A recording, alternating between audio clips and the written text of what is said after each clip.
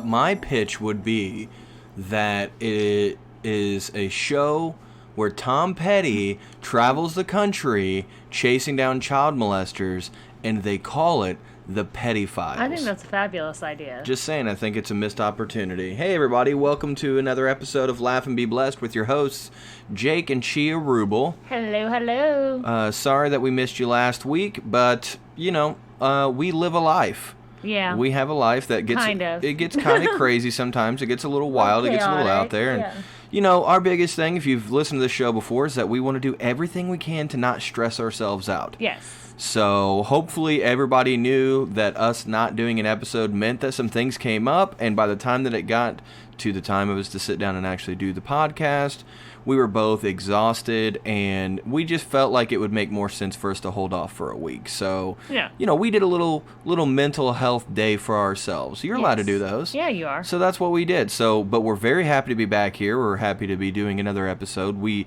actually really did miss it. There was a lot of things we wanted to talk about, and we couldn't do that. So that part of it did kind of suck a little bit. You might hear a little noise in the background. That's an air conditioner, and I'm not turning it off. Yeah. Yeah, I had a good friend of mine, Chris Lunsford, who some would say he's my best friend. Others would say he isn't. And I'm not saying who's true and who's a liar. But Chris came over to the house and helped me put this window in. We did not have a window in our bedroom at all. No, we had 4 fans going. Yeah, and it was so hot. The house is currently without central air. Yeah. And it was very, very hot. And not just it wasn't just that it was hot. It was heavy. Yes, since we are in just a room that I built in our garage, it is heavy hot. It just, the air was thick. It was thick with 2 C's. It was so thick. So Chris came over, helped me out. We cut a hole in the wall, and we put this really nice window that a friend of mine, Anthony Carpenter, hooked us up with. So thanks, buddy. Yeah, thank you. If you listen to this podcast, I love you, and I appreciate that. And we slapped that baby in the wall. We put an air conditioner in there, and I'm not shutting it off. So no way. If you hear it, it's fine. That all you're hearing, if you hear a little bit of a buzz, you're just hearing comfort, everybody. That's what you hear. That's the sound of comfort and just feeling good. And we had a good day. Oh, we felt good. Amazing day. This was our first. Last night was our first night with the AC unit, so today was our first morning waking up in a nice, cool room, and I think we both got an amazing night's sleep. Yes, very much. I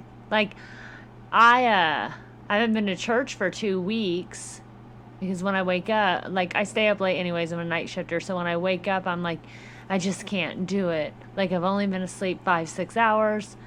I just can't do it. Yeah, and also the fact that there was no light coming in the room whatsoever. Chia would come home from work, she would go to sleep, and then she would wake up and it would be pitch black in her room, which you would think you would love, but she would be so out of sorts. It threw me off so bad. So bad. So yeah, that's been nice. And then today we had Holdens' birthday party. Yeah. Now here's the thing. We're just going to say this. Jasmine's birthday was Thursday. Holden's birthday was last month. Yes. And we just had his party today. 2 weeks ago. You say last month and make it sound like it was a month ago. I know, but we had Holden's birthday right after Jasmine's birthday. So, we had his party right after her birthday. Yeah. So, it kind of confused a few people, but we don't care. Yeah. And I mean, we'll again, have one for her in a couple weeks. Yeah. It goes back to, we're just not going to freak ourselves out and stress ourselves out. We couldn't do it. I was out of town for shows. Mm-hmm. And it was obviously I want to be here for it. And we thought about last weekend, but it just didn't work. Yeah, it wasn't going to work. So, yeah, we just did it tonight and had a great time. Oh, it was so nice. Yeah, the family came over. I grilled out. I did some steaks, some burgers, some hot dogs. We did it in the evening time. I smoked some watermelon. Yeah, that was weird. On the grill? Yeah, it was great. I liked it. You don't cook. The only time you cook fruit is if you're making preserves with it. No, that's not true. Yes. Apple pie is delicious. No, it's yes, not, it is. Jake. Yeah, It's very good. This is like, Apple Crisp is one of the greatest things ever invented. Because you're an American, and America has lied to you for so long. That's not true. I don't listen to any Americans. Well, you apparently do, because you think cooked apples are good. Yeah, well, whatever. So people came over. We had a really good time, and that just ended, and now we're doing the podcast. So I would like, if you're okay with it, I want to talk about some shows that I just did. Go for it. I have to backtrack a little bit because I had a show a couple weeks ago at this point, I guess it would be, in Mishawaka. Now, I've not talked about the Mishawaka show yet, have I? I don't think so. No, not on the podcast. So I had a show in Mishawaka, Indiana. It's like right by Michigan. It's very northern Indiana. I did a show with Andy Beningo, and I really want to tell this story because it's fun. It's okay. Here's what happened. Let me break it down.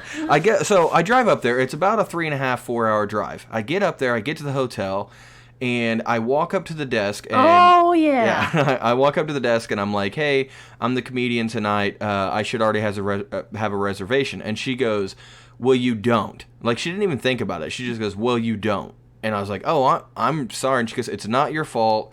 They've done it for the last 3 weeks. I don't even have to look. I know they didn't reserve you a room because they've not been doing that." And she's like, "But it's fine. I'll just go ahead and I'll reserve the room for you. I'll get you checked in and everything. No big deal." And I was like, "Okay, thank you. Really appreciate that." So she gets me checked in. She's like, "Here's your room key. You're in room 327. I said, "Thank you very much." I walk away. I go upstairs. I go to room 327. I go in. And I walk around the hotel room for a minute. It's a nice hotel room. It's your standard hotel room. I walk around. I set my bags down on the bed. And then it was a long car ride, so I had to go to the bathroom. So I go to the hotel bathroom, my room, not like the hotel bathroom. I go to the bathroom in my room. Like in the lobby. Yeah. And I open up the door, and the door is like every other hotel. Like, as soon as you walk in the front, or walk in the room door, right immediately to your right is another door that goes into the bathroom. So I open up the bathroom door. My door is shut and locked, okay? It's a hotel. They automatically lock. You can't just walk in them. So I leave my bathroom door open, because I'm a normal human. Why wouldn't I do that? I'm the only one in this room. I'm not going to shut the door. So I sit down, and the way this hotel is set up is that the toilet is facing the door to the bathroom. So I'm sitting there. I'm probably on TikTok or something, and I hear this family walking down the hallway, and I hear this kid go, "Oh, room 327. It's right here." And I would go, "No, it's not." So I stop, and I'm like, and it's a long bathroom. Like, I can't just reach the door. Yeah. And I'm sitting here in my most vulnerable of times, and then I hear the mom say something back to the kid. So I'm thinking she was probably like, "No, it's room 329, or whatever." But then my door opens. My door opens, and this kid walks in, probably 10 to 12 years old. This kid walks in, turns and makes eye contact with me, looks right at me, and I'm just sitting there, and I'm looking at this kid, and I don't know what to do. I don't know what to say. I don't know what to do. So I just look at this kid, and I say the kid is 10, but by the time that 30-second stare was over, the kid was at least 20 years old. Like, the kid aged like 10 years in that moment. Like, they just looked at me like, "Oh." And it, like, we locked. They could see into my soul. Like, whenever you see into my soul. Like, whenever you walk your dog or something, or you let your dog out and your dog poops in the yard, and they stare at you. And they stare at you. I stared at the kid like that, like, so vulnerable and just looking like, "Don't attack me." Like, it was so. I didn't know what to do. So the kid, like, just walks right back out, shuts the door, walks right back out, and I finish up really quick because I'm like, what if I'm in? "Mom, there's man in there." Yeah, right? And that's another thing is, like, I don't know what their story is. I don't know if, like, what if this is the first time the kid's ever been to a hotel? What if this is like a family vacation? They've never been to a hotel before. They're super excited. Like, they're here. They're ready to do this thing. They can't wait to get into the room. And they get in there, and it's like the mom gives them Squatch on the toilet. And the mom gives them the key, And it's just like, "You go ahead and you can open the door yourself, honey." And goes over there and, like, puts the key in, and it's like it's a fun little thing. And then the door opens, and they walk walk in and then they just see this. And it's like, oh no. So I hurry up, I finish up, I go out. As soon as I walk, and I open the front door, like I go out to be like, am I in your guys' room? Wash your hands first? Yes. Okay, I'm just making sure. I'm not I may poop with the door open, but I'm going to wash a hand or two. So I open the door, no one's there. Then my phone rings. The hotel phone. So I shut the door, I answer the phone, and it's the front desk lady, and she's just like, I'm so sorry. They got a hold of her quick. Oh, yeah, they went right downstairs. I was like, she goes, I'm so sorry. I told you I was going to book you in. I gave you $327, and then it didn't register in the computer for whatever reason. They came in right after you. I went ahead and gave him your room. And I was just like, and she's like, I'm so sorry. I was like, look, I'm fine. Like, I'm a comedian. I'm going to like this story later. But someone needs to check on that kid. They were like, we're going to comp your breakfast in the morning. I was like, you need a comp therapy for this little kid. Are you kidding me? Jeez. So then that night I went to Mishawaka. I was in Mishawaka, but I went to the venue and did the show with Andy, and it was a fantastic show. I told that story on stage that night, and people lost it. They thought it was hilarious. So that's a new story I tell on stage. But it was a really good time. Andy Beningo is one of my favorite people. Mm-hmm. Like, he's not only a great comic, but he's just a really good friend. He's just such a great guy.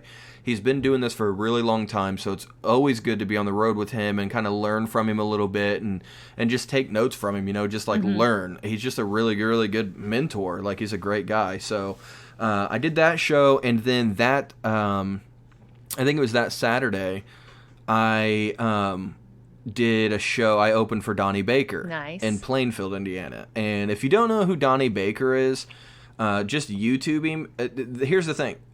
Me and Donnie's comedy is nothing alike. Like, me and Donnie in general are nothing alike. Yeah. I mean, not at all.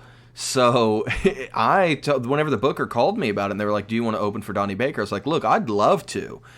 But do you know what I do? Like, have you seen my comedy? Yeah. Like, and they were like, no, it's perfect. Like, that's what they want, a clean comedian. They want somebody who's just going to go up and do their thing. They were like, but I have to warn you, sometimes Donnie's crowd doesn't like stand-up comedians. They just like Donnie. Yeah.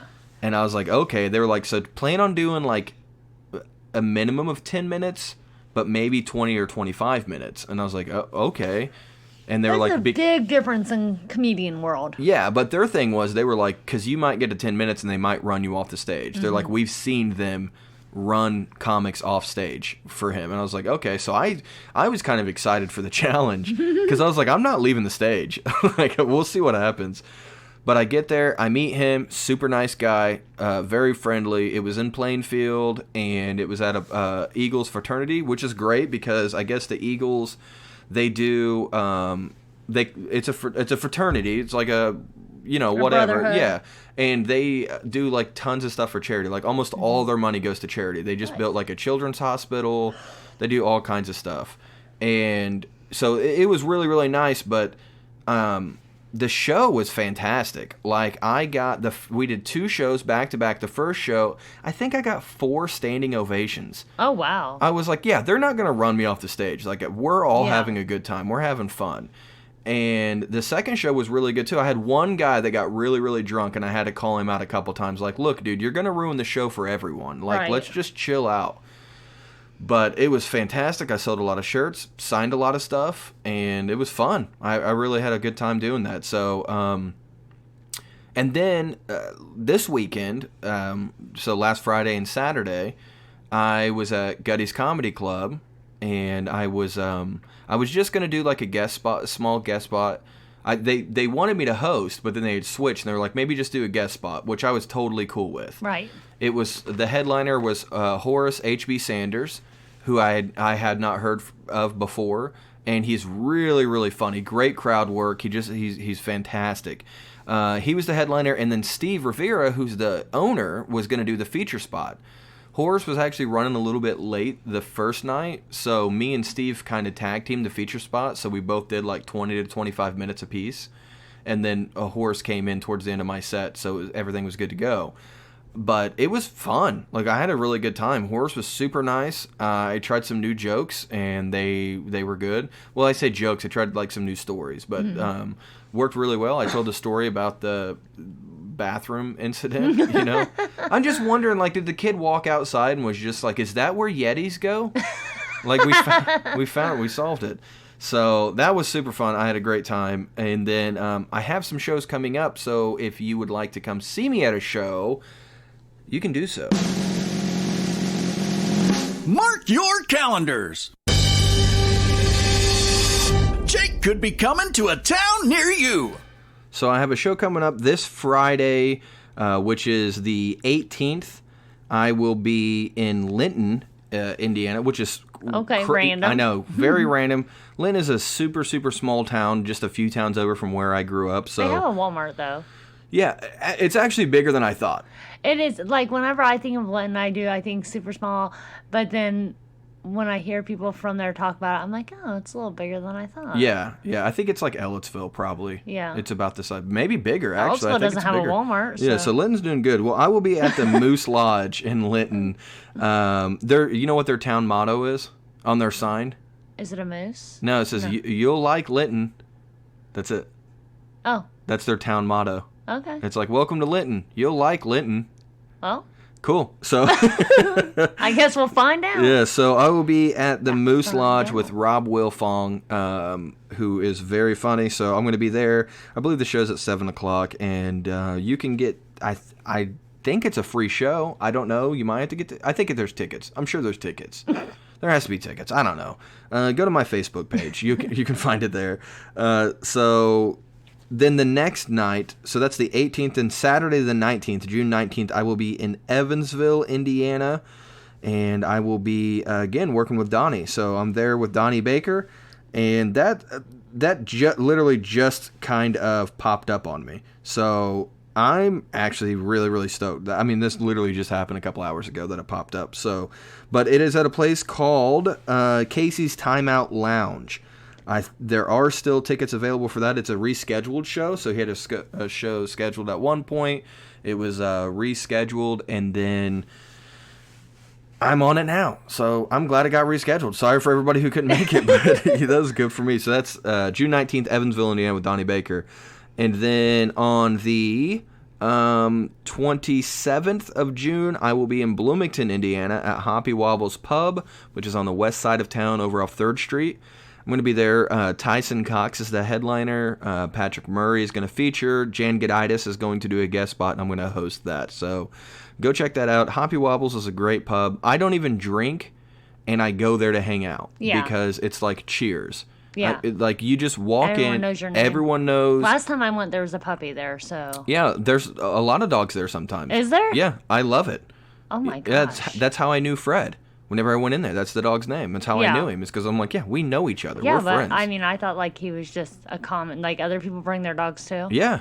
What? Yeah, it's great. Yeah, Sean's great. The guy who owns it, his name's Sean, a.k.a. Hoppy Wobbles. That's why it's called that. And it's a fantastic place. So definitely come check that out. I think I'm going to try on the 30th, on June 30th. What? His nickname's Hoppy Wobbles? Yes. I didn't know that. Yeah, that's where he came up with the name, is because that was his nickname. Oh, okay. Yeah, because he'd get drunk and just kind of wobble around. Okay.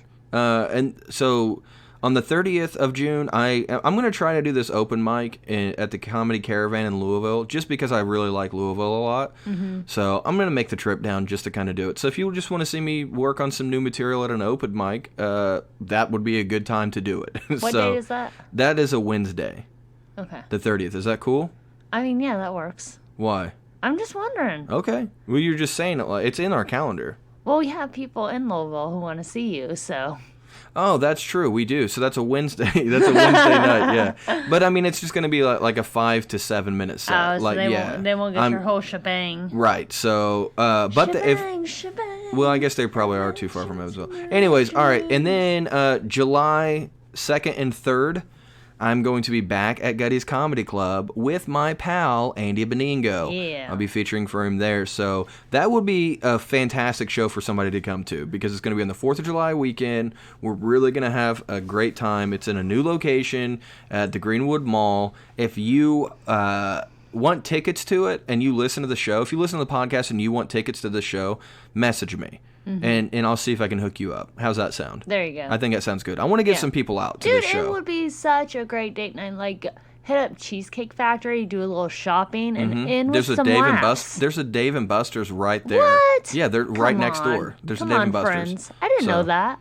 Yeah, it's right around the corner. So where BJ's... You just said it was right next door. No, like it's in the mall. Like where BJ's Brew House is, right there in the Greenwood Mall. Yeah. If you go around that corner, Dave and Buster's is right there. I don't even know. I think I've been inside the Greenwood Mall like once or twice. I've never been in it other than Gutty's. Really? Yeah. But all the trees in the parking lot, I planted those.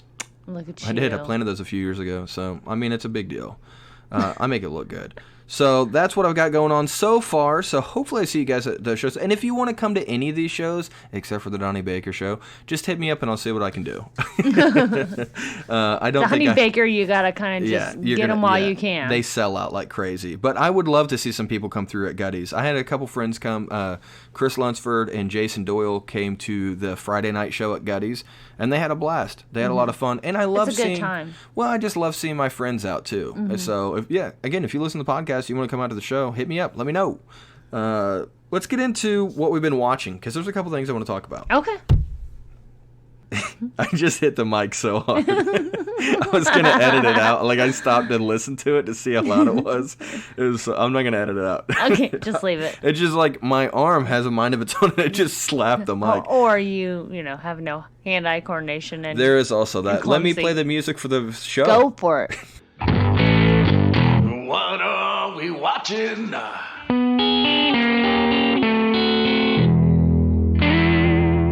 Okay, the first thing I want to talk about, let's talk about Quiet Place 2. Oh, yes. Did you forgot about that, right? Did we talk? No. We did talk about Cruella, didn't we? Yeah, we did talk about that. So Quiet Place 2, we went and watched that in the theaters. Yes, we did. With her chitlins. And our nephew. And we took Christopher with us. I forgot. Yeah, my nephew was there. Cool. I'm not a great uncle. I'm barely a okay dad. Quiet Place 2, if you've seen the first one and you liked the first one, you will love the second one.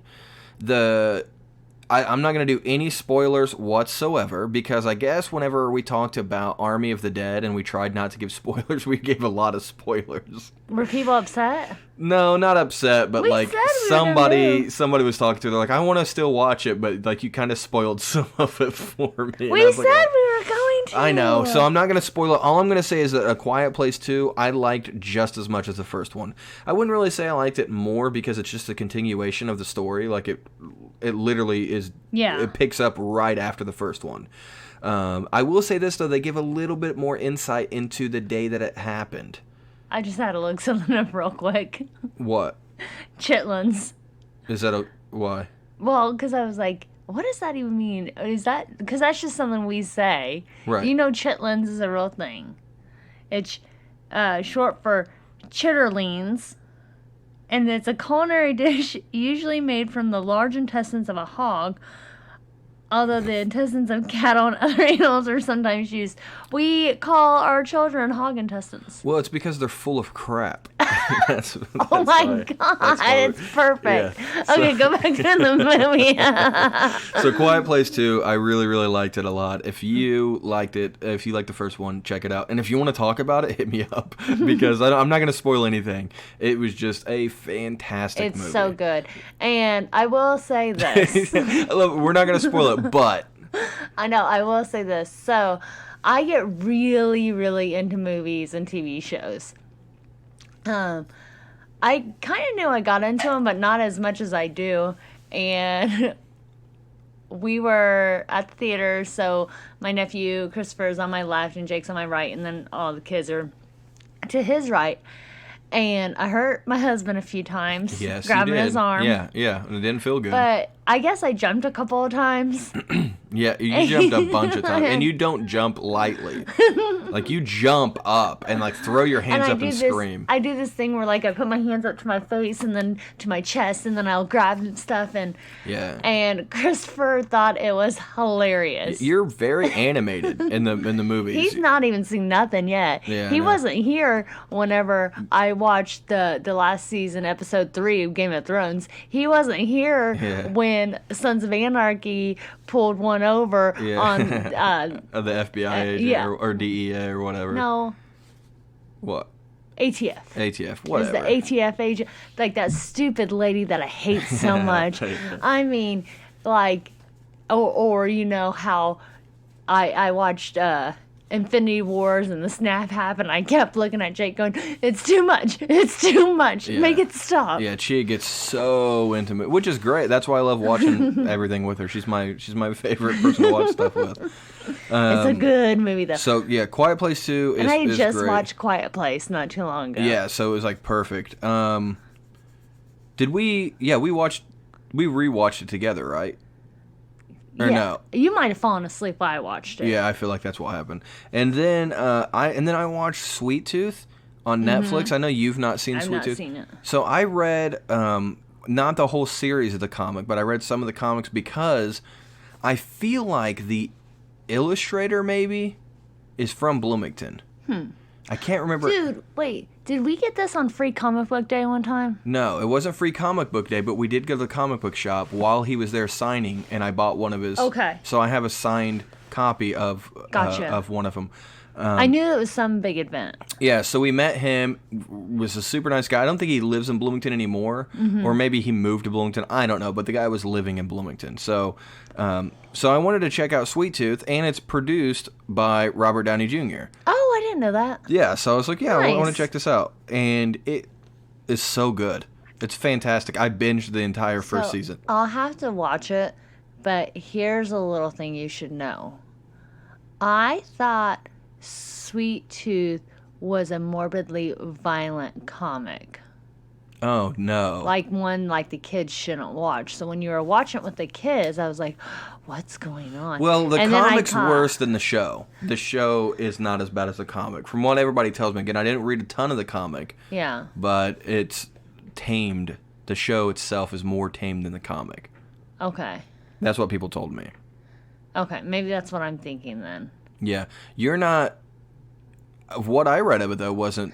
I don't know what I'm thinking of then. Maybe you're thinking of Preacher, because I kind of read them around the same time. I don't know. I don't know what I'm thinking of. I don't know. But anyways, Sweet Tooth is really good. So when I seen you guys watching a little bit of Sweet Tooth before I went to work one day, and the glimpse I caught on the TV, I was like, it's not what I thought it was. No. If you don't know what we're talking about, it starts off apocalyptic. Not pre or post, and then it becomes post-apocalyptic. So it is where, like, a virus hits, a lot of people start dying, and at the exact same time that the virus hits, every kid that is born with a mutation where there's some kind of animal. Okay. So, like, you have armadillo kids, and you have kids who are owls. So it's not just the one kid? No. Okay. He was just the first one. Pretty much. Gotcha. And it kind of gets into that, or they think he's the first one. So it kind of does get into that in the show.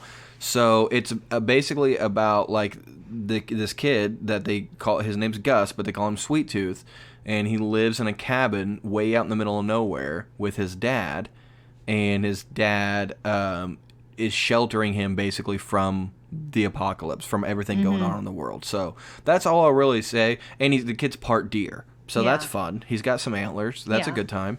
So yeah, Sweet Tooth's fantastic. Which is weird because deer are not born with antlers. Well, he didn't have them when he was a baby. He grew. They grew like a deer would. Oh, okay. Yeah. So he sheds them. I don't know if he sheds them. You know what? I'm so Why are you getting so like into it? I don't know. But now I'm thinking about bucks, how they shed their antlers and they grow new ones, right? Yeah. But the next time they grow new ones, they grow more. I don't know. Maybe. I guess that's the way it works. Yeah. Like, how do you get more points? Like, I thought I need to research this. Yeah, I don't know. What if humans had to do stuff like that? What if, like, every time that you breastfed, your nipples fell off? What if you just shed your nipples? What if men Never mind. You were going to get gross. I wasn't going to get gross. I was just going to say, you can edit it out if it's too bad. What if, like, men shed their foreskin and that's why some men don't have it, but then it comes back later? I don't know. What else would you shed? I'm picturing it. Stop. Just stop doing that thing you're doing. Just open your eyes. Stop closing it and looking at it. I kind of like it. What? What the heck? That is the weirdest. Jeez. Kind of like oh, I like it. Kind of like, but then I'm like, oh, what a fascinating thing that would be. But would it be fascinating? Because it would just be normal. And then we would be sitting here saying, what if instead of men shedding their foreskin, you either kept it or you cut it off at some point in your life? Yeah, that's called an alternate reality. So wait, what if there is another reality where this is... Did you get high? I feel like... No, I got a good night's sleep. This is just That's all real... it takes. This is the real Chia. So Sweet Tooth's great, and there's no foreskin in it that I've seen. I don't think I'm sure there is, but they probably don't want to show it. All right, so let's move past that. Is there men in it? We're moving past it. I'm not. Jeez. Right, another show I've been watching, time to take a hard left, is a show called Aquarius that somebody had. Aquarius. You do it every time you're like, what are you watching? I'm like, Aquarius, and then you do that. Somebody had recommended this to me on Facebook because I had recently watched a movie that was like a, I think I talked about it on here. It was a movie about Charles Manson. I can't remember what it was called. Charlie Says. But it had Matt Smith, the doctor from Doctor Who, in it, who did a really, really good job. Stop thinking about it. Stop. I'm trying to move forward, not backwards. So Aquarius is it's a show. It only has 2 seasons. It's got David Duchovny in it from X-Files, and it is it takes place around the same time as the Manson murders, but it is a fictional show with some history sewn into it because it's about a detective who is around during these. So I'm still watching that. I'm not finished with it yet, but it's really good. I like it a lot. It's a very good show. And you've just been watching Bones. I've just been watching Bones. I'm really not into getting into a new show lately, so I rewatched Psych, then I rewatched Monk, and then I rewatched Bones. Yeah. Or I'm rewatching Bones. Yeah. And maybe after this I'll get it. I need to get back into the DC shows. Okay. Because I'm behind on The Flash. I just really started Supergirl, and then I've watched all the Arrow, but that one's done. And you didn't even watch Legends of Tomorrow at all, did you? No, not at all. I liked it. And now I think there's even a couple more, but yeah, I think so. It's easier when a show's over with, because then I can binge it, and then I'm like, okay, I know I'm done. Yeah. That's like what I did with The Flash. I binged it all the way up until there was no more. But then the next season came out, and I got into it a little bit up until like the Flashpoint episode. Mm-hmm. And then I was like, well, that's why I think binge watching is good because of that, because you don't have to like it wasn't Flashpoint, it was Crisis. Sorry, because you don't have time to fall out of love with the show that you're watching. Really, it's like it keeps you engaged the whole time. But then if you stop for a season, right, by the time it comes back, you're like, I'm watching something else. Yeah. Like I don't even really want to get into that right now. So yeah, I like binging. I've actually been watching Bones with you. You have. For the first time ever. And it seems like you kind of like it. It's okay. I don't know. It's perfectly okay. I just don't like all the relationship stuff. Like just do the dead stuff. You know, just talk about the dead bodies. It's so weird because up until a few years ago, you were like, oh, how can you watch this stuff and all this like murdery stuff and crime shows I like to watch, and like your age is starting to get you because you're like listening to crime podcasts now. Well, it's because up until a certain point, like most serial killers are like white men between the ages of like 20 and 33. Mm-hmm. And I'm 34 now, so I know I'm not going to be one. You know what I mean? So like now I'm like, okay, now I can get into it. Like before, I'm like, am I just doing research? There were signs before those men reached 20 that.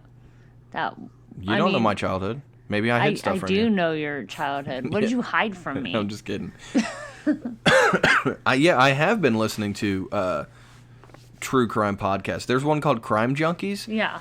From a couple people who live in Indiana. Yeah. And it's really good. I like it a lot. I'll tell you the best thing I feel like about crime podcasts is it's bringing back the xylophone. It's like you never hear the xylophone until you listen to like a true crime podcast, and then the whole intro is nothing but xylophones. It's like xylophone, xylophone, a xylophone. It's good stuff. I like it. So, if you like true crime stuff, check out Crime Junkies. And if you like true crime stuff and you have another podcast that you think I should check out, tell me. And I want to go look at it or listen to it. I guess you don't look at podcasts. I want to look at it with my ears while I drive.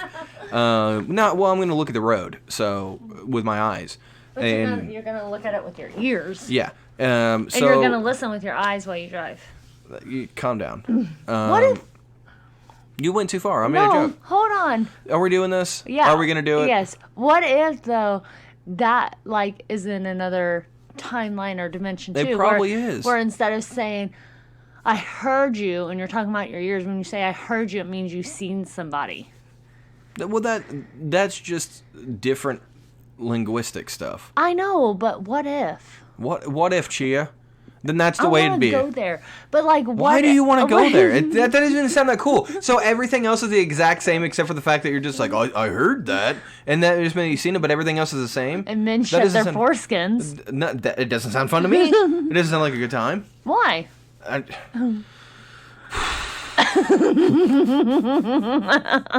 Like, oh man, this would be like a good book or movie where like you got. No, it wouldn't. This doesn't sound like a good book or movie. Why? It doesn't sound interesting. You're watching a show right now where babies are born with animal parts. Yeah, but there's a story to it about Gus. Where's your story? Dude, this is just me brainstorming. Frankie Foreskin is walking around just shedding it, you know? Why would they call him that? They all have the same thing going on. Maybe he was the first one. No, this is an alternate dimension where, like, it's been like this since the beginning of time. Let's talk about what we've been reading. You're not focusing on the story here. There is no story. But the story isn't like something's going on in the alternate dimension. The story is someone from our dimension gets pulled over there, and now you gotta get back. Oh, see? Pay attention. Yeah, but that just sounds boring for that person. Because he's just like, everything's the same, except for you guys shed foreskin and you hear with your eyes. But everything else is the same. So I'm just going to sit here and I'm going to listen to Sweet Tooth. I'm just getting started on it. Okay? Write it down and we'll talk about it another time. Speaking of writing books.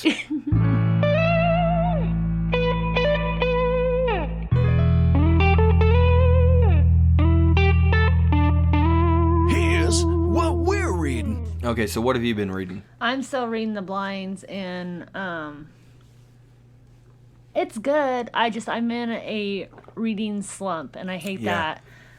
But I'll get out of it. And then I'm reading a trashy romance novel. Trashy. That's why you keep talking about foreskin and closing That's all your the eyes. book's about. Yeah, shut up. So you ripped off a story. Trying to pass it off as your own. They don't shed it. So I would say that I've been in a reading slump, but not really. I have been reading, but I go through like these times where, and we've talked about this before, like you'll want to read nonfiction and then you want to read like fiction. Mm-hmm. I do that too, but here lately it's been like, I don't know. I've been, and we'll just tie this into mental health check-in. Okay. And now it's time for a mental health check-in with Chia and Jake.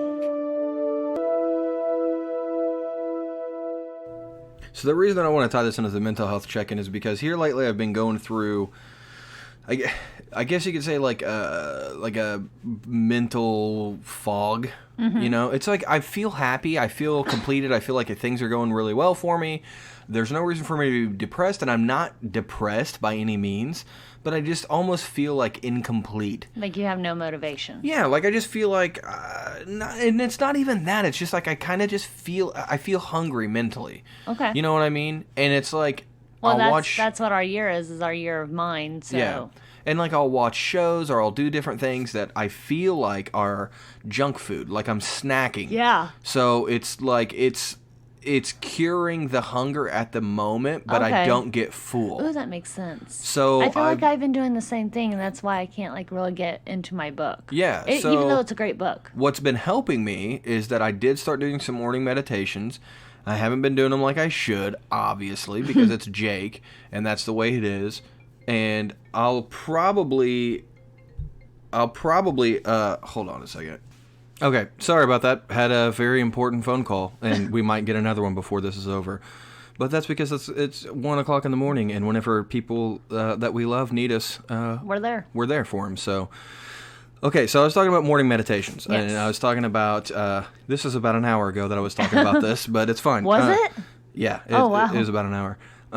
Morning meditations, I want to do more, but like what I was saying is that I feel like when I'm doing them, that I am getting at least like a little bit. So it's almost like okay, when you're really, I was likening it to food. We're going to liken it to food because that's what the thing we love. Yeah. But also it's because that's a thing that like we crave and our body needs, and our body tells us what it needs. So when our body is telling us like you need, like for us, every now and then, if we go a while where we're just eating out, and since our kitchen's getting remodeled, this happens a lot. Like we're eating out a lot, or we're just eating like really quick things. We're not having like full meals. Like Chia will send me a text and she's like, "We need to grill out steaks." Mm-hmm. Like she could just feel that her body needs the nutrients from steak. Yeah. Like she's like, "I need something." Like we need to go get some veggies and stuff because like I can feel when my body is depleted of nutrients.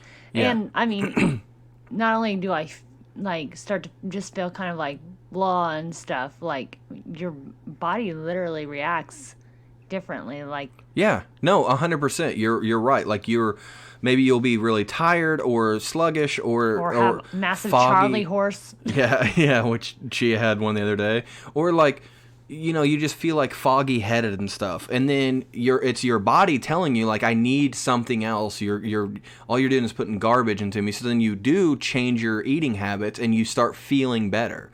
And that's how I feel about like my mental health here lately, is that I've been feeling like I'm snacking too much. I'm trying to fill this void, or I'm trying to fill this, not void, I don't really like that, but like I'm trying to fill this need, this desire, this hunger that my mental health has, or my spirit has, or whatever, with television, movies, books, video games, like whatever. Like I'm trying to just almost pacify it. Like it's a bag of chips. It's just a quick fix. Yeah. So I've been trying to do these morning meditations, and they have really been working. And I actually posted a video in our Facebook group for the podcast, Jake and Chia's. It's now called Jake and Chia's Blessed Ones. Jake and Chia's Blessed Ones. That is strictly just for the podcast. It's a group for the podcast. So like any members of it, post other things that you think could help people. Anything like movies, mental health, all that stuff. This is what it's for. So I posted a video of the guy I've been watching when I'm doing my morning meditations, and it's really working. And there's like some stuff that I always thought was kind of hokey, like the whole thing about being like, oh. Yeah. I always thought like you're doing that to center yourself, like in your mind. Like if you're focused on the sound, you're clearing your mind of everything else. Yeah, that's what I always thought too. It's not. It's when you do that, when you're making that noise, there's a specific way of doing it where it comes from just below your navel, basically. And you're taking in all this air and you're pushing it all out, and it sends a vibration through your entire body while you're doing it. So it's the vibration that is supposed to be aligning you, your everything, your essence, I guess you could say. It's like aligning you to where you can be open to what you're trying to accomplish, which is just being aligned, like feeling mentally okay, like feeling like, okay, now I can do my day. So I've been trying to do that more, but what I was getting at is what I'm reading. Because of all of this, I've been reading a book called Be Here Now. Be Here Now is a book I've talked about on the podcast before.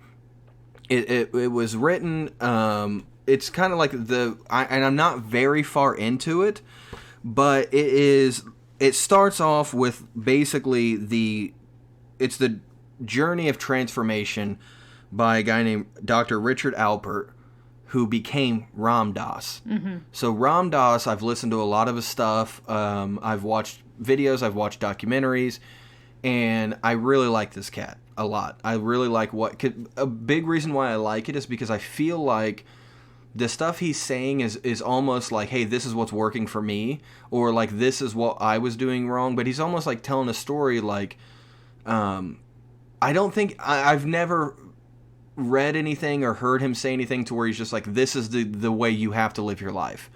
It never feels like it's like 100%. Mm-hmm. It just feels like it's like, no, here's what I feel like society's doing wrong, and just stuff like that. But there's a couple things that I highlighted that I do want to read real quick. I'm just going to read it right now. Okay.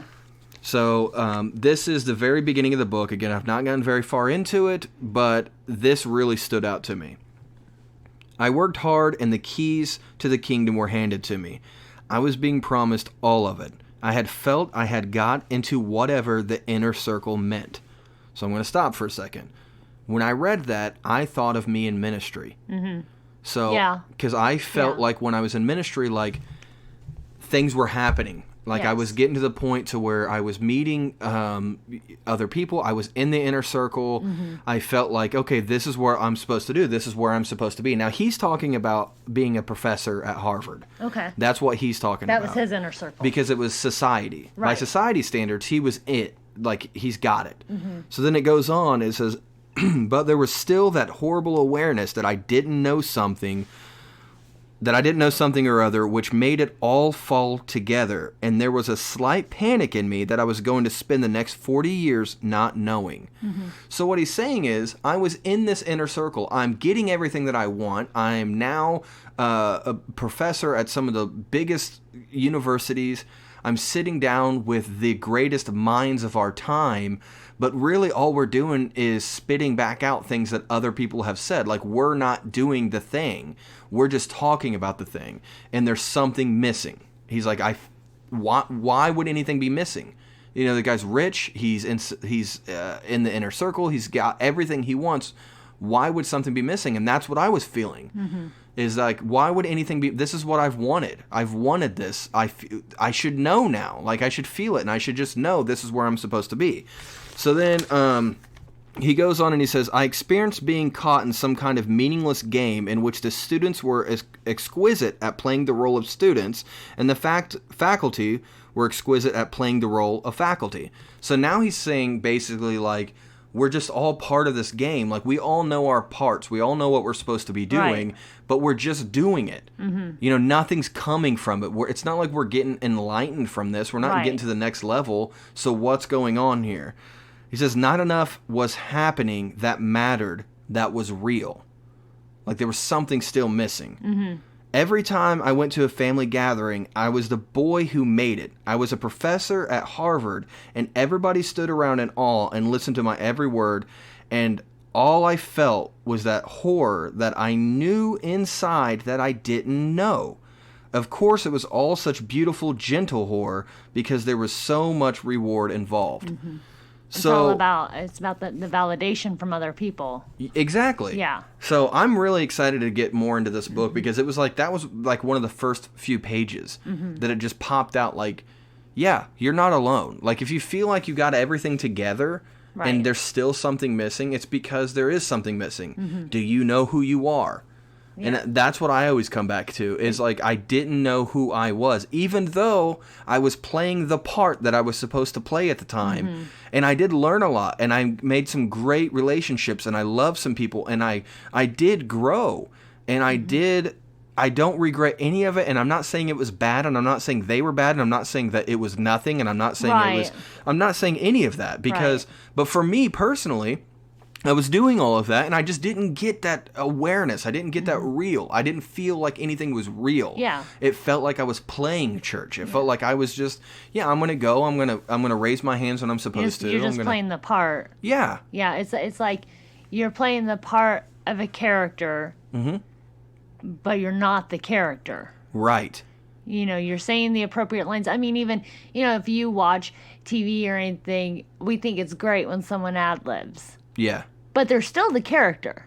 Yeah. So you can still throw in your own lines, do your own like moves and stuff, but you're still playing a character. Right. You are not that person, and I think they're saying what that character would say. They're not saying what they would say. They're saying what that character would say. And that's almost like, these roles that we put ourselves in where we're constantly getting validated from other people. It's great, but you got to have self-validation. Mm-hmm. And I think that's, kind of where he's going with that is self-awareness, self-validation, saying, okay, this makes me happy. And I think whenever you do that, you still put good in the world, because I think that's the important thing of when other people validate us lots of times. I mean, especially in, with him being a professor, with us being in ministry and stuff, is, yeah, we are good people. We are doing good things. And all these people are standing around saying we are. But we're doing what's good in other people's eyes. Well, also, and I think you're right. And it's also like, are we actually experiencing the things that we're speaking of? Like for him, he's a psychologist or I think he said he was a psychologist. I don't know the difference between psychology and psychiatry, really. But anyways, he's saying like he's going and giving these I think one of them has to do with pharmacology involved. Okay. But anyways, go ahead. Well, he's just saying, like, he's going and telling everybody, like, this is the way to live your life, and these are the things that, like, Freud said and all these other people said, and, like, this is what you're supposed to do. Mm-hmm. But then he's spending the majority of his time that he's not in the lecture hall on a couch telling someone else his problems. Oh, yeah. So it's like he's still going to therapy, and he's still going trying to find his own self. So, like, to him, he felt like it was this hypocrisy. Like in a loop almost, too. Like, yeah, which I'm not saying that psychiatrists don't also need psychiatry or, like, therapists don't also need therapy. I'm not saying that, but, like, for him, he just felt like he's going and saying these things that other men before him has said as if this is the right way, or at least, like, I'm going to give you, this is what this guy said, and there's going to be a test on it later. So he's like giving all this stuff, but he's still not feeling it for himself, and he's still not grasping it for himself, because to him, it's like, well, those guys lived something real, and that's what they wrote about. I'm not living anything real. I have no words of my own. These are other people's words that I'm giving. Mm-hmm. And like, I felt, a lot of times, like, that's how I felt. Like, I'm not... There's no, and spiritually, I had a lot of spiritual awakenings. I had a lot of different levels that I reached spiritually, but I just always felt like there was something missing for me. Like there was another thing that I was missing out on. And then once I realized that thing was because I wasn't me, so I'm doing everything that I'm supposed to be doing, but not as myself. I'm doing it as this person I'm supposed to be, quote unquote, then I can't truly be who I am. So once I started doing that and started getting into the movement of, okay, this is who I am, this is what I'm supposed to be doing, or at least what I think I'm supposed to be doing, and it'll change more and I'll evolve more and things will continue to, but I'm open to it now instead of saying, no, I can't do that because I'm not supposed to. Now I'm like, no, I can't do that because it's going to hinder me getting where I'm supposed to be. And there's probably a lot of other people in the same ministry that I was in that they had that mindset, but I didn't because I didn't do it for the right reasons. Right, exactly. And I think that that's the thing is whenever there are people who do find where they're supposed to be, it's so great and it's such a high that when they see someone else kind of going that direction, they want to push you, and then they validate you because they're like, yeah, I want them to feel as good as I do. Exactly. And that's wonderful and it's beautiful. But you can't grab someone by the hand and be like, listen, I know you're on this path, but my path is really great, and I think you'll like walking it, and pulling them down their path. Yeah. I mean, you can even have parallel paths, but it doesn't mean the things in the path are going to be exactly the same. No, you know I think you definitely. It's like if you're on a highway, there's a lot of people on that highway, and that highway is built for a reason, and a lot of people are supposed to be on it. That's what it's there for. I just kind of prefer country roads. Right. I just want to be the guy that's on a gravel road. And you're that's going the same direction. Yeah, and it's okay. And yeah, it might take me a little bit longer to get there. And maybe I'm going to hit a lot more bumps on the way. Right. But I also have a better view. Right. And it also feels better. I have my windows down, and I get to see things that you can't see on the highway. I get to see old barns, and I get to see all these things that you just wouldn't see on the highway. And it's okay that people take the highway. That's fine. It's not a big deal. I'm not saying don't take that path. I'm just saying that wasn't the right path for me. Right. And there's more than one road. Right. And that's just what we have to do, is we just have to figure out, like, where do I belong? Where am I at? And also, what vehicle do I belong in? Yeah. You know, am I in an old beat-up pickup truck? Am I on a motorcycle? Like, what? You know what I'm saying? Like, what vehicle is going to get me there? Because it's not going to be the same car for everyone. It's not going to be the same vehicle for everyone. And, you know, I think that's the biggest thing that I'm trying to get across, is like, I'm just trying to figure that out. I'm trying to find that place. I'm trying to figure out exactly, you know, what car am I supposed to be in? I don't feel like the religion I was in before is the right car for me. And I think that's okay. That it's fine, and I'm not saying that it's wrong. I don't think it's wrong. I think that I have a lot of love for the people who are dedicated to it, and I have a lot of love for the people, and I believe a lot of the stuff too. Yeah, that's another thing. It's like I believe in the fuel that it takes. I believe in the gears. I believe in that stuff. It's just like, maybe I just wanted a convertible. I don't know. Right. You know, I'm just, you know, and I know I'm throwing a lot of metaphors out here, but that's just the way my brain works. Yeah. And I'm glad you're saying all that, because, you know, I've been struggling with my faith for quite a few years, and thinking about, you know, when we were in ministry, there was a couple of different women who I really looked up to, and I would read their books and think, oh, okay, you know, this is what they did, and I should be more like them. And I think it was great to draw inspiration from them. Yes. But I shouldn't have tried to walk in their path, because, you know, and again, we are very spiritual people, but however you believe, whether it's the universe, God, the unknown creator, whatever you believe, for me, it's God. That might have been the path God put them on. And maybe he wants me to do good things too, and draw inspiration from their strength. Yes.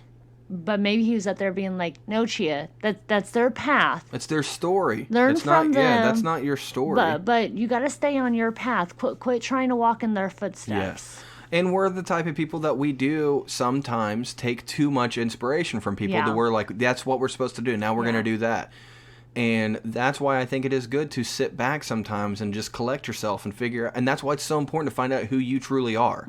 Because if you don't know who you are, you will not know your story. Right. You're going to try to live someone else's story. Yeah. Yeah. And you can't do that. No. And you're always going to be looking for that next part of your story through someone else's story. And then you're lost. Like, you're like, oh, I don't know what to do next. What would they do next? What did they do next? Yeah. Instead, if you're working on yourself, you really don't have to think about the next step. Like, when you're walking, you don't think about taking the next step. You just step. Yeah. You watch where you step. Right. And you're looking in the direction that you're going, and you know where you're going. But I don't have to think, which foot do I put out next? Yeah. You just do it. Yep. Yeah, I think it's great. Yeah. Yeah, so that's, you know, that's the thing we always come back to, is like finding who you are, but that's where true happiness is. That's where true good mental health is. And also, if you find out while you're doing this, discovering yourself, that maybe you do have something going on that is abnormal, get help. Yeah. Like, it's totally okay to go see somebody. Yeah. You know, I have friends who struggled for a very long time with their own emotions. They didn't know why they would get mad about things so easy, or why one day they're super happy, the next day they're super sad, or even if it's a little bit of an influx, they just couldn't figure it out.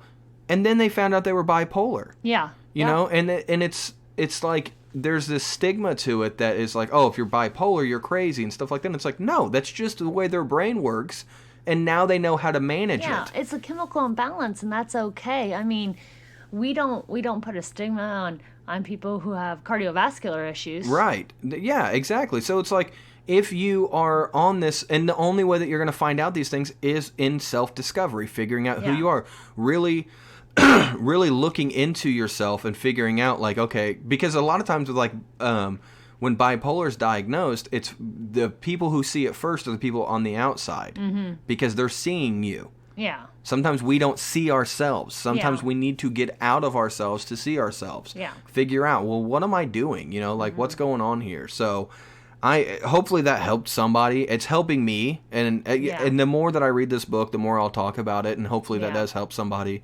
But what about, like, that's where I'm at right now. What about you? What's going on with you? So I've been also very foggy lately and very ran down. We started to kind of look into some health issues with me a few years ago. I get very tachycardic, which just means my heart rate gets way too high for the most ridiculous reasons. And in 2018, when I first started nursing school, I had to wear a heart monitor, and I was just diagnosed with inappropriate sinus tachycardia. I don't necessarily agree with this because I was told that I need to exercise vigorously to get my heart rate or get my heart stronger. I can't exercise vigorously because my heart rate gets too high, and I get short of breath. And just to be clear, someone can be short of breath but not lack oxygen. It's like a heaviness when you try to breathe. Yeah. So that's kind of how I was feeling. I feel really, really bogged down. But it's always worse in the heat. I love end of April, beginning of May, and I love the fall. My body feels the best. Don't like winter, I get too cold. But in the summer, it's really, really bad. So, yeah, the summer, I love summertime, but the problem is because it's so hot, that seems to be when I feel the worst. So over the past few days, I've kind of tried to do something different. Instead of, with my days off, getting up at 11 or 12 and trying to do things outside or whatever, I kind of just chill in the house. And I'll go run a few errands. And even going out to the car and driving around in the car, even with the AC on, I feel awful when I get back to the house, so bogged down. And I decided, well, I want to do some stuff outside, but I'm going to kind of wait until later. So one night after 7, because the sun's still up, but it's not beating down on me, I went and mowed. And the very next night, I mowed again. And tonight, we threw Holdens party. Yeah. But I set it for 7 o'clock. And I felt amazing, and I was talking to my mom about it. And I guess there's an old saying that only mad dogs and Englishmen go out in the noon sun. And she said it was because, in England, it doesn't get very hot. So, in England, they would just do whatever throughout the day. But when they started to colonize other regions of the world, like Africa and India, where it is so hot, they kept trying to do, like, their normal routine, and I guess expecting other people. And then I realized in Mexico, they take a siesta in the middle of the day, and I'm like, well, that makes total sense because I really cannot deal with this heat. I cannot imagine living in a hotter region where it's hot all the time. Right. And so I've just decided, between noon and 4, probably not the best time for me to try to go outside and do stuff and do a lot of things. Maybe that's my downtime. And that's, I'm a night shifter too, and I feel, I would like to be a normal person and up during the day, and in the wintertime I start thinking, I need to do this because the kids are in school and I don't see them as much. But summertime, when all of you can be on the same schedule as me, I feel amazing. And here lately, I still felt kind of bogged down even trying to do that because our room was so hot. But last night, having the AC in here and waking up to a cool room, I feel 10 times better. If I don't know if it's apparent to anyone listening how much more alert and animated I am in this podcast because I don't feel bogged down and tired. So I think that really deals with my mental health a lot because I start feeling super guilty. I'm like, I've got so much to do on my time off, and I'm just laying around. And I thought, no, it's okay because come 4 or 5 o'clock, I'm going to start feeling energy, and I will get housework done, and I am going to get yard work done. It kind of sucks during the winter because I can't do that, but then again in the winter time, I don't feel as bad. So that's what's going on. My mental health is a lot of it was physiological. Well, I also think that there is a stigma on being lazy. Yeah. Like, people are always saying, like, well, don't be lazy, or this person's just lazy, they're not doing anything. And it affects people that need to rest, which is everyone, really. Right. But some people just feel like, nope, if you're not, if you got time to lean, you got time to clean. Oh, yeah. And it's like, if you got time to joke, I got time to smoke. I'm going outside. I just like that joke. But it's true, because it's like, you have to take care of yourself, and you know what's best for yourself. And I'm not saying that people should just have a free pass to just lay around and not do anything ever. But also sometimes just lay around and not do anything. Yeah. It's okay to do that. Like, don't let other people's expectations of you stop you from being healthy, mentally or physically. Like, just do you. And like with us, a lot of people give us grief because of when we wake up in the day. Yeah. A lot of times I don't get up till noon, 1 o'clock. I mean, even when the kids are in school, you would get up, get them ready. I'd get home from work and take them to school. And by the time I got back and got my shower, you were already back asleep. And then I'd go back to sleep with you. Yeah. But I still only got 6 to 8 hours of sleep. Right.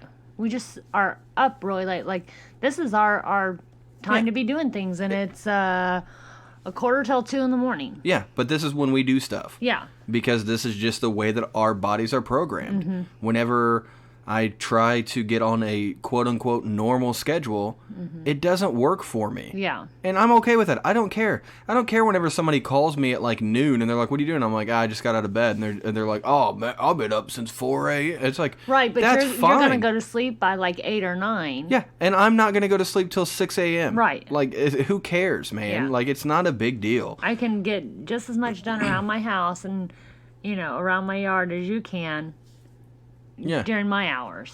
Or what's it even matter? Who cares? Like, who cares about measuring ourselves with up to other people? Yeah, there's a lot of people out there that do way more than I do, and that's fine. Yeah. I'm not going to feel bad about it. Right. I don't care. I don't care what other people got going. I do what needs to be done, and I'm fine with it. I care. I feel like I'm not as productive as I should be a lot. I know, and it bothers me that you put yourself down like that, because a lot of times I don't think it's you feeling like you should do more as much as it is society telling you should be doing more. Well, I don't feel like I'm as involved as a parent as I should be, which is crazy, because I was at work the other day and I made a comment about me not being a great mom or something, and someone was like, I think you're a great mom. You know way more about what's going on in your kids' lives than I do. And which is weird to me, because I don't ever feel like I spend quality I do spend quality time with my kids, but not as much as I feel they deserve. Yeah, but that's what makes you a good mom, is because if you ever get to the point where you're like, I think I've done enough, I'm fine. Yeah. Well, then, yeah, you're probably not a very good mom if you're just like, I spend all kinds of time with you guys. I don't need to. But the fact that we're always second guessing, that we're always like, could I be better? Could I do more? That's just being a good person in general. And whenever it's about our kids, I think that's a good thing for us to be like, maybe I should spend more time with the kids, or maybe I should be doing this or with them, or what. That just makes us good parents, I think. I mean, maybe we're not raising them the best, but I think at least, like, if it's that old saying, like, if you think you're crazy, you're probably not crazy. Yeah. You know what I'm saying? Like, crazy people don't know they're crazy. Yeah. Crazy could be a bad way, insane, whatever. Like, I don't know. I'm just saying. Unstable. Like, yeah, like, it's just that, because there were times that, like, whenever I was going through withdrawals with you, not with, like, I wasn't withdrawing from you. I'm just saying, we were like, together. Yeah, we were together, and I was going through withdrawals because I was getting clean, that I would tell you, like, I think I'm losing my mind. I think I'm crazy. And you'd just be like, babe, you wouldn't tell me. Right. Like, if you truly were, I don't think you would be with it. The fact that you're saying you're worried that you are is probably a good indication that you're not. Yeah. You're just dwelling on these things. So, yeah, I think that was great. Yeah. I feel good. I feel good. Good. You know what makes me feel great? What?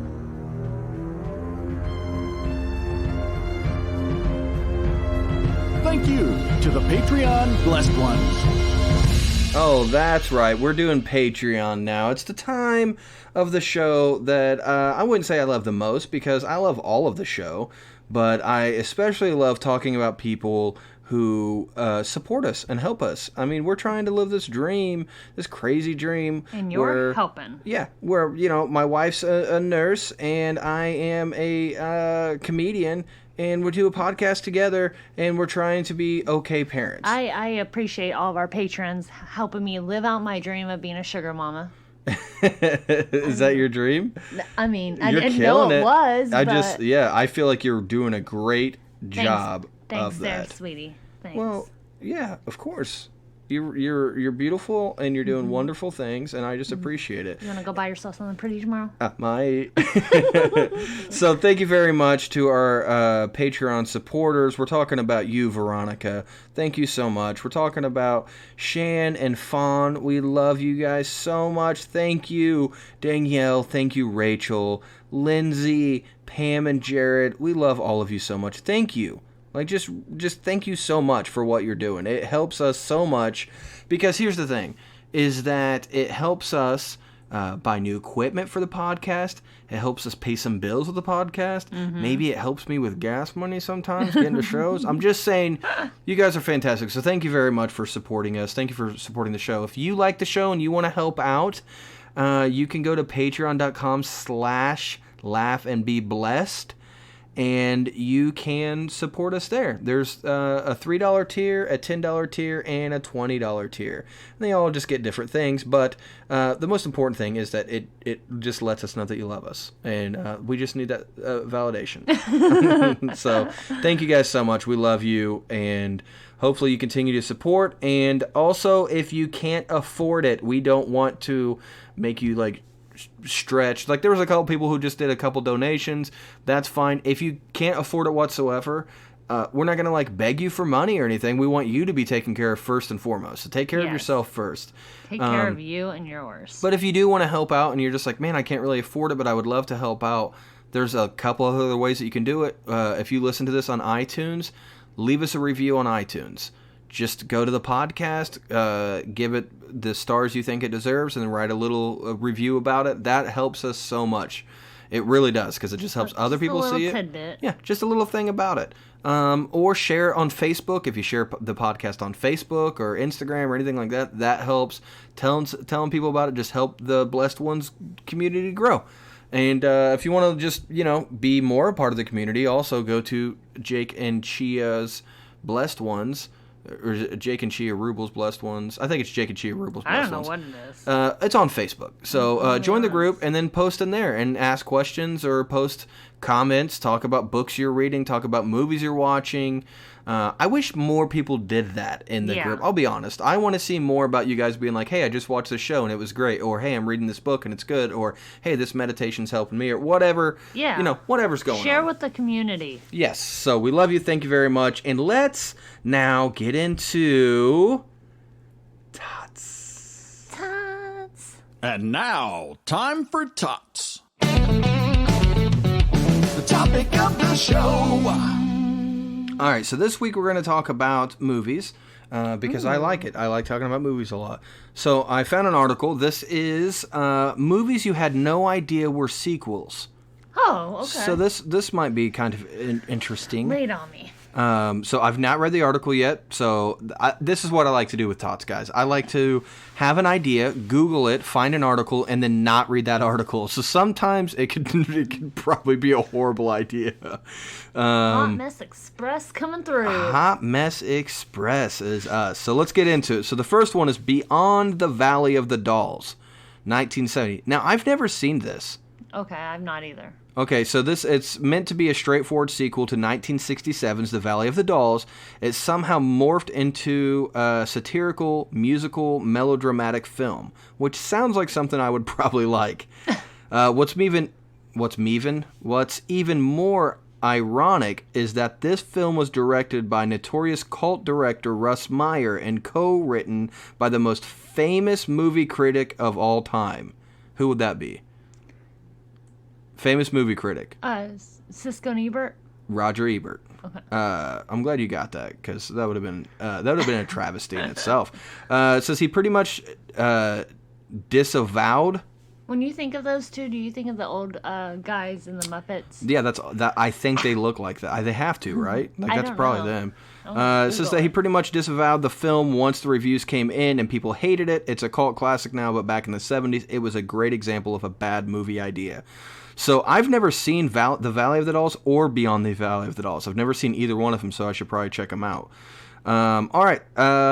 This one, okay, movies you didn't know were sequels. So this is on thechive.com. That's where I'm getting this article. Okay. The next one is The Road Warrior. Oh, I knew that. Yeah, but we also love pre-apocalyptic, apocalyptic, and post-apocalyptic films. Do you want me to ruin this for you?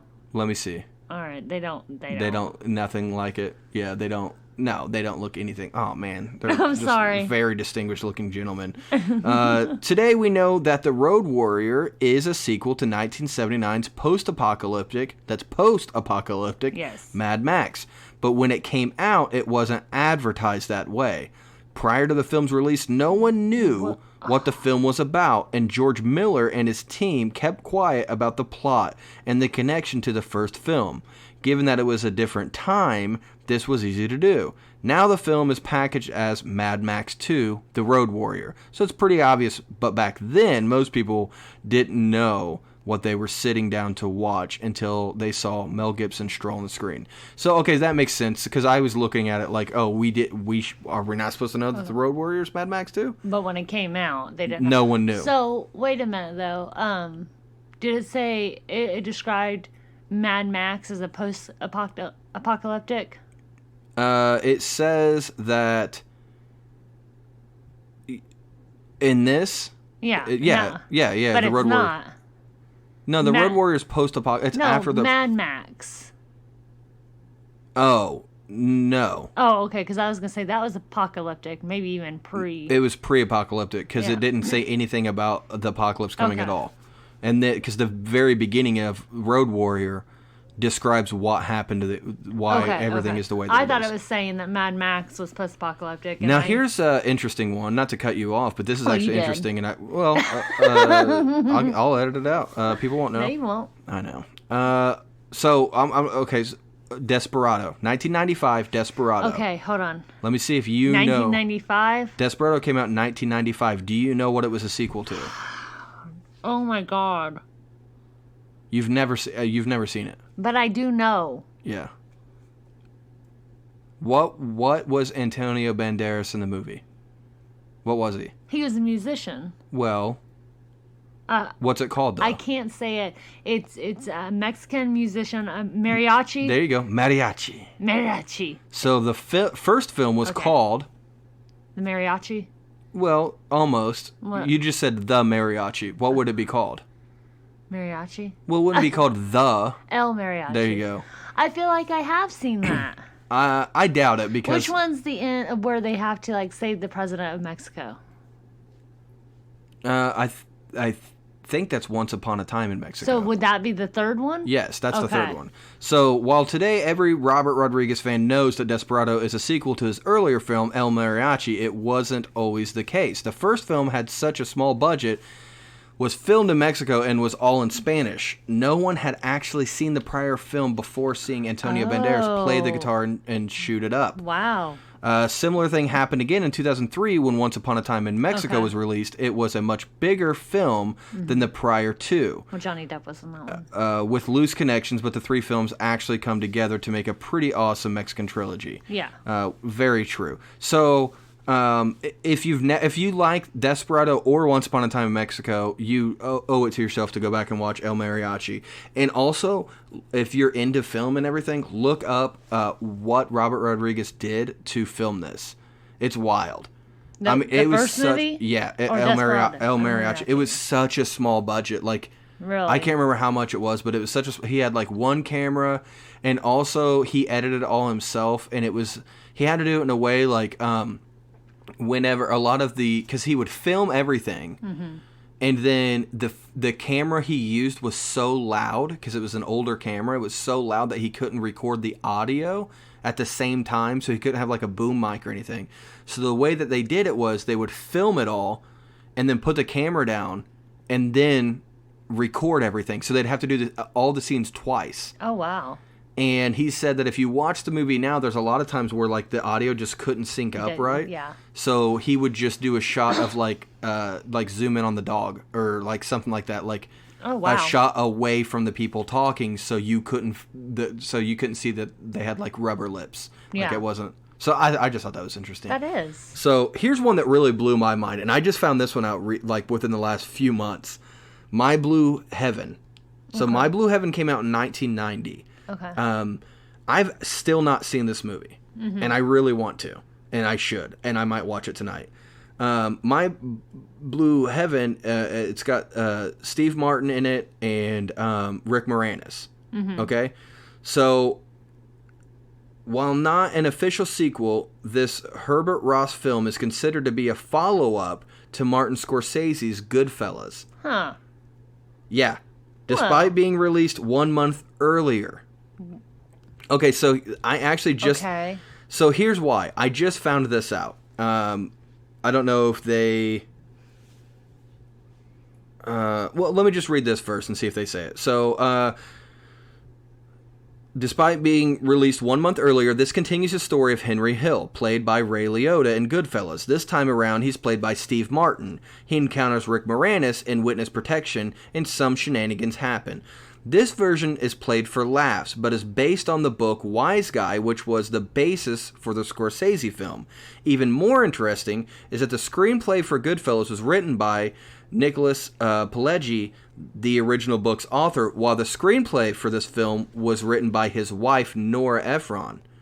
So here's what happened. Nora Ephron, this is what I heard, is that Nora Ephron and Nicholas Pileggi, they basically interviewed Henry Hill like together for the book. Like they sit in on it. So then he kind of like had his version in the book, and then she made her own version in this film. And then Martin Scorsese worked with Nicholas Pileggi, and hopefully I'm saying his name right, but also I'm Jake, so who cares? But the thing is, like, they started doing the movies at the same time, and then the sequel came out a month early, and no one ever knew that it was a sequel. And it's nothing alike from what I'm to understand. So really? I need to go and watch it. So I just thought that was interesting. Okay, so Frost... It kind of reminds me of, like... I wonder if this is going to be on here. What? Fear and Loathing. Oh, I don't know. We'll see. Okay. So, Frost Nixon, which came out in 2008. Another unofficial sequel, this Ron Howard biopic can be considered a follow-up to Oliver Stone's 1995 film Nixon, with Anthony Hopkins in the title role. That film ends with the president's resignation, and that's the exact moment that this film opens up. So, as well, both actors, Hopkins for Nixon and Frank Langella for Frost Nixon, were both nominated for Best Actor for their roles. So that's interesting. So this technically isn't a sequel, I guess. It's just that it picked up. So it's kind of an interesting take, which I guess you could say actually My Blue Heaven is the same thing. Because what this is saying is one film ends at one point, and then another film just picks up the life of this actual real person afterwards. So is it a sequel or not? Because it's just telling a different chunk of that one person's life. Like, an alternate dimension. No, Chia, it's not. Stop bringing these things up. It's not an alternate dimension. They shed their foreskin. But it's But it's the same thing with My Blue Heaven. I keep wanting to say Haven for some reason. My Blue Heaven, because it's just a different point in his life. So, anyways, we're gonna keep going. U.S. Marshals in 1998. You know what I'm talking about? I never with Tommy Lee watched Jones. I never watched it. Oh, I did. So this was a sequel to The Fugitive. I was gonna say, was it to The Fugitive? Because I never thought of that, but it's using the same Tommy Lee Jones character as the previous film. This time, U.S. Marshal Sam Gerard has a new target, and there are no connections to the previous film. There's a lot of spelling errors in this. It's really hard for me to read it. Even though this film was a commercial success, it was billed as a sequel It wasn't billed as a sequel, nor did it have the same critical acclaim as the previous film. So, I remember both movies, and I just never made that connection for some reason. And that's probably just because I'm an idiot. Now, this one, I don't know. Come on. This is 40 in 2012. Oh, yeah. Yeah. If you didn't know that was a sequel to Knocked Up. Yeah. So this delightful comedy is both a sequel and spin-off to Judd Apatow's 2007 movie Knocked Up. Following the characters of Pete and Debbie, who were secondary characters in the first one, it chronicles the trials of getting older. While Apatow has admitted he hates making sequels, this one was a slam dunk for him, and he's contemplating a sequel to this one.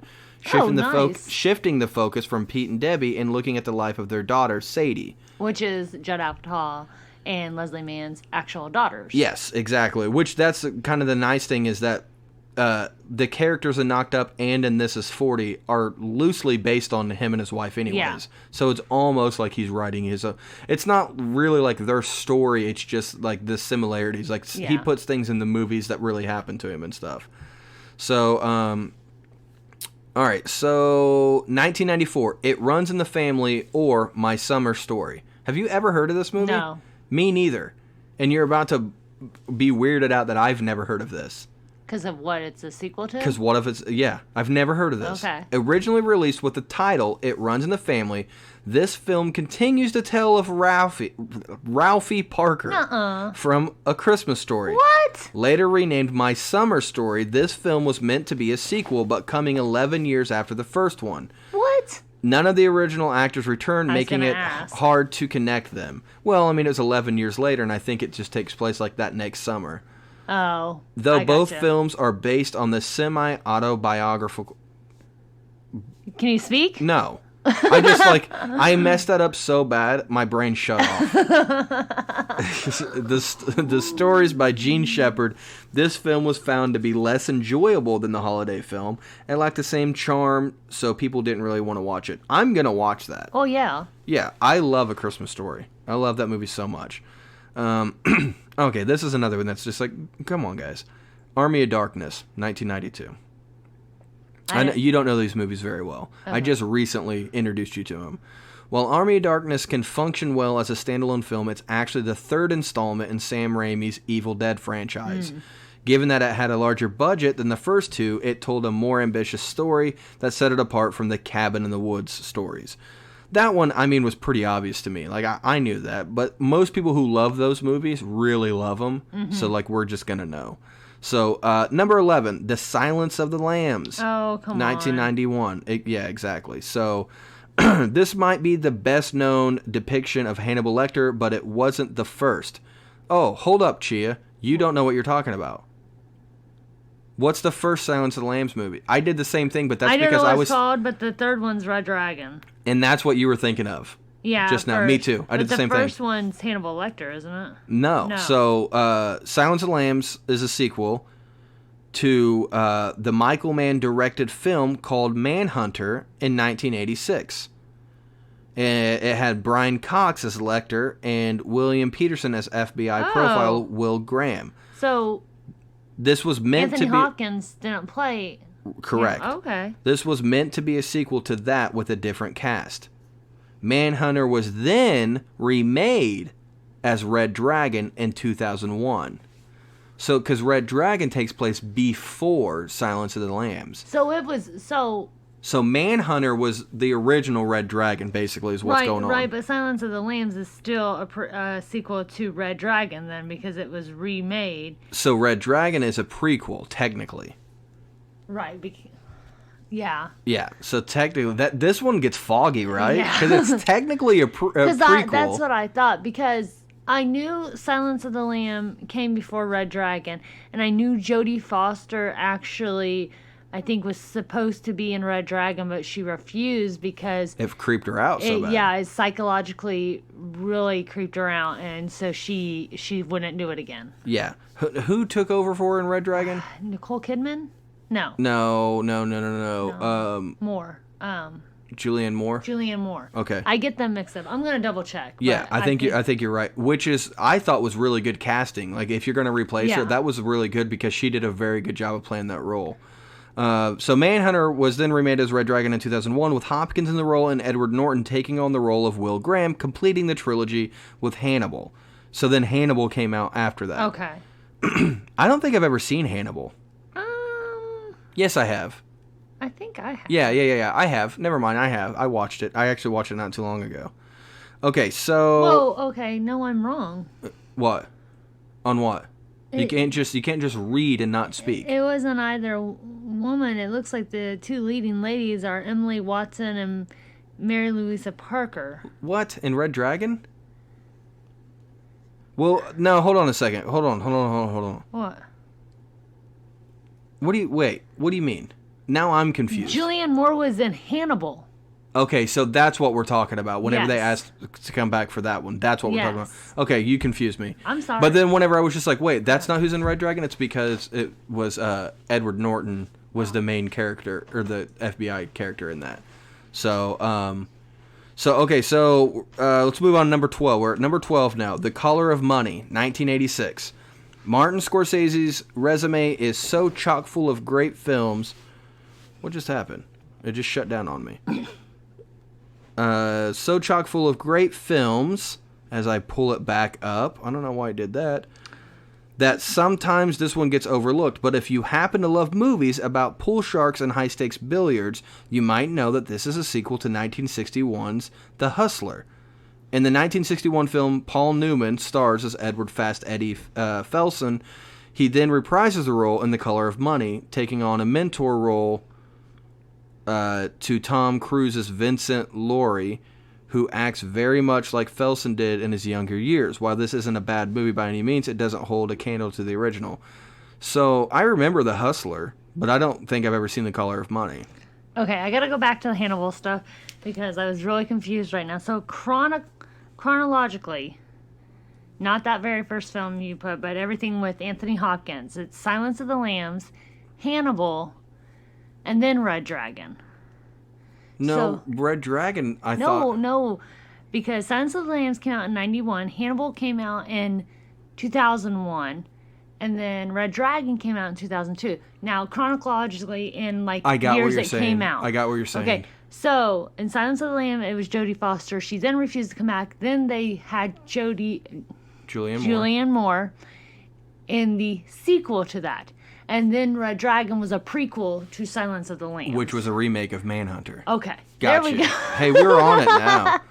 Because that's why I was so confused. I was like, wait, why would Jodie Foster be in the prequel? Yeah. That would now that makes sense. We're there. We did it. Because Hannibal is when he escapes. Yeah. But Red Dragon, he is yet to be arrested. So number 13. This one is going to shock you. Because it's called Shock Treatment, 1981. Mm-hmm. This film was meant to be a follow-up to 1975's The Rocky Horror Picture Show. No. Featuring several characters from the original but played by different actors. To make it even more confusing, they got some of the original actors to play completely different characters. Why? This was due to many of the original actors refusing to come back. The story sees Brad and Janet from the first film caught in some bizarre events in Denton, USA. Despite a lot of hype, this film was a critical and commercial failure. We need to watch this. Okay. Never even heard of this movie. Okay. Shock Treatment, 1981. I need to rewatch Rocky Horror Picture Show. Sounds like it. So, number 14, War, Inc. came out in 2008. While both movies have separate plots and characters, this film is considered an informal sequel to Grosse Point Blank. Given that both films are dark comedies with similar styles and themes, and both have John Cusack as the lead, who's an assassin. Then you add in the fact that Joan Cusack plays his assistant in both films, and Dan Aykroyd has a supporting role. Is John Cusack and Joan Cusack related? I want to say they're brother and sister. Let me Google that real quick. Yeah, Google it. Even John Cusack himself, who co-wrote this film, considers it a spiritual sequel to the first film. War, Inc. wasn't as critically or commercially successful as Grosse Point Blank, so it's mainly forgotten. And that's definitely true, because I've never heard of this, and I like Grosse Point Blank. Yeah, Joan is his sister. Yeah. Have you ever seen Grosse Point Blank? No. I didn't think so. I hadn't watched it until just like 3 or 4 years ago. Yeah. But I really like John Cusack a lot, so it was good. All right, number 15. We only got a couple more to go. Number 15, Sahara in 2005. Did you ever watch that? Yes. I feel like I knew.